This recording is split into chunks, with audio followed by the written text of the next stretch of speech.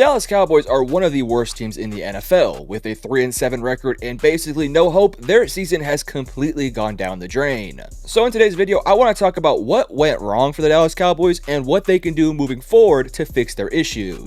But if you guys do go on to enjoy the video, make sure you guys hit the like and subscribe button, but let's just hop right into it. So as I mentioned in the introduction of this video, we are going to begin by talking about what actually went wrong for the Dallas Cowboys, what led up to this point where they are 3-7 and have no hope. Now, I think there's a number of different reasons that I can't even include in this video because there is just that many reasons why. So I'm just going to go through a couple of reasons why that I personally think are the biggest ones. But of course, there are going to be other bigger issues outside of what I mentioned that could be mentioned. Maybe you guys can let me know in the comments below. The number one reason why I think the Dallas Cowboys are having such a down year this year is because of what happened a few months ago, their inactivity in free agency. Now, this has been studied in so much detail by so many better analysts than myself, but we're just going to talk about it really quickly. Dallas Cowboys quite literally did nothing in free agency but lose players and add like Ezekiel Elliott. I will say they did bring in Eric Kendricks in the offseason, and he has been a fine addition, and hopefully he could be a long-term addition for this defense for the next couple of years because he's actually playing pretty good. But in the offseason, they lost guys like Tony Pollard, Tyron Smith, Stephon Gilmore, Jonathan Hankins, Dorrance Armstrong, and so many other key addition players such as even like Tyler Biadasz. A lot of these guys aren't like, you know, the best players in the world. Tony Pollard's not the best running back. Stephon Gilmore is not the best corner in the league anymore.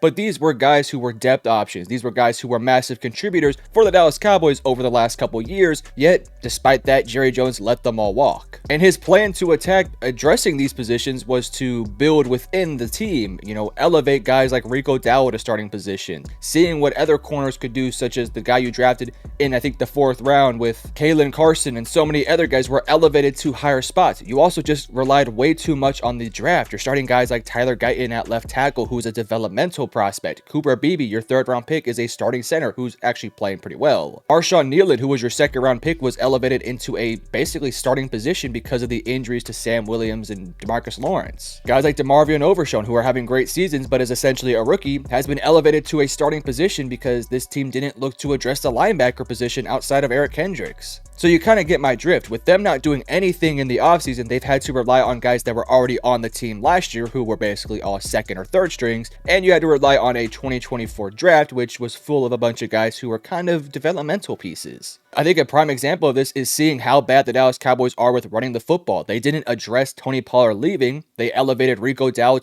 to the starting running back position, and they haven't been able to run the ball at all. Had the Cowboys been just a tad bit more aggressive in trying to pay their guys or trying to bring in free agents, maybe this wouldn't have been an issue, but of course he didn't do so, and we're kind of seeing what's been going on with this team, and we know who to blame. The second reason why the Dallas Cowboys are struggling so much this year is just the fact that they are just not a really well-coached team. I kind of feel bad for Mike McCarthy because he's been going through a lot of stuff that is kind of out of his control, whether it's injuries or just what Jerry Jones did in the offseason. But at the end of the day, you're still paid to coach a team at the highest level, and he hasn't been able to do so. You look at somebody like Kevin Stefanski, who I know is having a terrible year this year, but if you look at what he did last year, despite all the injuries and still being able to make the playoffs, that's kind of what you would want to see from your head coach, but Mike McCarthy's not able to do so. This Cowboys team is extremely undisciplined. I think their play calling is a little bit too old school. They do a whole lot of new school things with old school principles such as, you know, motions and jet sweeps and so on and so forth. Kind of new school football, but they're also just stuck in the past in so many different ways. And defensively speaking, this was one of the best defenses over the course of the last few years, but they kind of got exposed late into last year with how teams can attack this defense, and it's kind of translated into this year. It also doesn't help that their defensive coordinator, Mike Zimmer, is extremely old school as well. You have 2 old school coaches who are trying to coach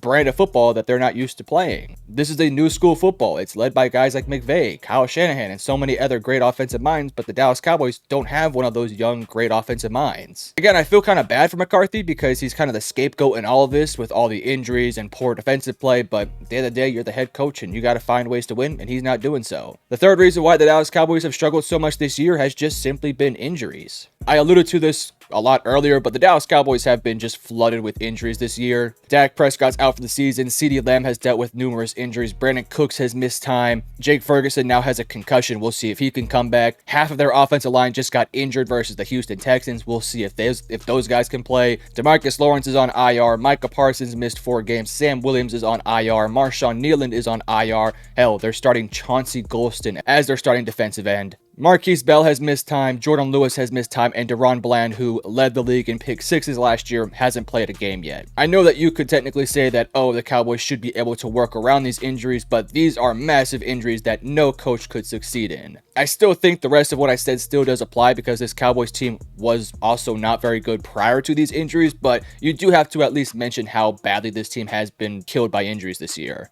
And the last reason why I think the Dallas Cowboys have been struggling before we talk about what could actually go on in the future to fix this team is the fact that I just feel like the stars have not performed up to expectations. You look at somebody like Dak Prescott, who just got paid an absolute bag. And yes, he's not been thrusted into a good situation. The offensive line has not been good this year. The receiving core can't get separation, and this team has no ground game. Yet despite that, Dak Prescott wasn't playing good himself. Again, you could definitely give him some excuses, and hell, we can see how bad this team has been without him. But at the end of the day, you're getting paid like the #1 quarterback, and he's not playing like it. Also, CeeDee Lamb. I know that he missed basically the entire offseason because of a contract holdout, but he hasn't performed up to a high enough level. Again, you can give him the same number of excuses as well. The offensive line isn't giving Dak time to throw the ball to CeeDee, or CeeDee can't get separation because he's double and triple teamed. Those are all valid excuses, but you're being paid as the #1 or #2 highest paid wide receiver, and he's not performing like it. Micah Parsons, the best defensive lineman in the league by, quoting a lot of Cowboys fans, hasn't really been all that productive this year. Again, you could give him the same excuses that he's getting double and triple teamed because there is no DeMarcus Lawrence and there is no pass rush in the defensive tackle room. But you're Micah Parsons, you're the best player in the NFL, supposedly. Why aren't you getting pressure? Trevon Diggs, one of the best cornerbacks out there, who has not performed like it. He's been getting killed the entire season. Again, you can give him all the excuses you want. He's not performing well at all. Donovan Wilson, Malik Hooker, and so many other guys are not performing up to the expectations that we thought they were going to do coming into the season. You could throw out all the excuses you want, but at the end of the day, you have to execute the game plan, and these guys just simply have not done it. So that's kind of all I wanted to say about what's gone on for the Cowboys season. Again, there have been so many other reasons that you could point to and blame for why this team has been struggling, but let's go ahead and move on to some future talk. What this Cowboys team could do in the future to fix these issues.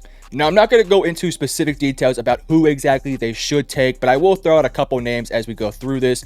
Ultimately, in the offseason, when we get a little bit closer and have more definitive amount of money and draft picks, we can talk about exact players, which we will definitely do. But for now, I'll just throw out a couple names as we go. Now, via overthecap.com, which is where I typically get any of my salary cap information, the Cowboys heading into 2025 have about $24 million in cap space, but this number can grow exponentially. For starters, if they're going to restructure a couple of deals such as Dak Prescott or CeeDee Lamb or Trevon Diggs, this team could easily open up around an extra $60-ish million.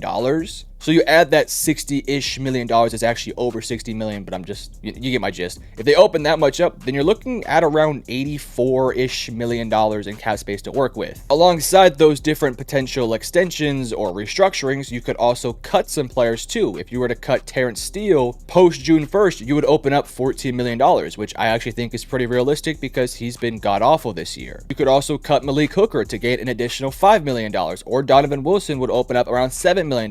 So if you were to cut those 3 players, which I don't think you'll cut all 3, but if you were to do so, you would gain an additional like $26-ish million, and then all of a sudden you have over $100 million in cap space to work with. Again, I don't think they're going to do all those things, but I'm just kind of giving you some details about how this team could actually grow their finances out. They could actually have a ton of cap space to work with. Now, if you do throw out the fact that Micah Parsons will be getting a massive extension at the end of the year, it would honestly kind of help the Dallas Cowboys this year because you are going to give him a massive signing bonus, and it won't hurt you that much this year because you're going to go out there and still have a ton of money to work with in this offseason. So hypothetically speaking, if this Cowboys team can grow, let's just say over $50 million in cap space after they sign Micah Parsons, this team could definitely go out there and sign a whole bunch of really big key contributors to help this team out. For starters, I think this team has to look to address a wide receiver too in this offseason. This team has been relying on Brandon Cooks, but Brandon Cooks is not Brandon Cooks no more. When you look at the offseason, I'm looking at guys like Stephon Diggs, who yes is coming off a torn ACL, but obviously does have some ties to the Dallas Cowboys. Other names out there like T. Higgins, Amari Cooper, Chris Godwin, Deontay Johnson, DeAndre Hopkins. Those are all names that I think could be potential additions for this Cowboys team. If the Dallas Cowboys were to not look to address the running back position in the draft, they could go after guys like James Conner, Najee Harris, Aaron Jones, Nick Chubb, Javonte Williams, a couple names to just kind of look at. I think it's pretty likely this offseason that you might end up going out and cutting Terrence Steele. So if you're going to look for a new right tackle, you could be looking at somebody like a Morgan Moses or a Trenton Brown or even a Mekhi Becton. Or if you want to roll the dice and go for a left tackle and move either Guyton or your new signee to right tackle, you could be looking at guys like Cam Robinson, Garrett Bowles, or Ronnie Stanley. Or hell, you could even go after Tyron Smith again. I also think there's a number of cornerbacks who could be added to this team to pair alongside Trevon Diggs and Deron Bland. Guys like Carlton Davis, DJ Reed, Justin Reed, so on and so forth. Those are guys that could be key additions. I also think Cowboys should probably look to address a safety position, so somebody like a Budda Baker would also be extremely nice. Again, these are just some of the top names I wanted to throw out there. These are guys that the Cowboys should be looking to at least have some interest in, because this Cowboys team should be looking to be very aggressive in this offseason. They can grow a ton of cap space, and they can look to add a bunch of key contributors in the free agency. And when it comes to the draft, I think that there's a number of different positions this team should look to address. They're likely going to end up with like a top 8-ish pick in this upcoming draft, because I don't really think this team is going to win another game this year. So if they do end up with like a top 6 pick, I think there's a couple different names that I would like to see this team potentially add to their roster. For starters, the number one name that I think probably won't be available because he might be the number 1 pick would be Travis Hunter. His versatility as a corner and receiver would do wonders for this Cowboys team. I also do love Ashton Jeanty, the number 1 running back in this upcoming draft. He could be your Ezekiel Elliott, your DeMarco Murray. He is just an explosive athlete who could be such a good addition for this offense. I don't think it's a coincidence that within the last like 15-ish years, your 2 best seasons have been 2014, where DeMarco Murray was absolutely killing it out there, and 2016, when Ezekiel Elliott was absolutely killing it out there. So going after an Ashton Jeanty makes a ton of sense. I also like guys like Mason Graham, Kelvin Banks, Tetairoa McMillan, Luther Burden, so on and so forth. Those are just a bunch of names that I think could go in that top 5-ish range, and I think the Cowboys should be interested in all of those guys. My number 1 guy for the Dallas Cowboys will probably consistently be Ashton Jeanty because of what he can do with this offense. But again, if they don't want to get a running back in the draft,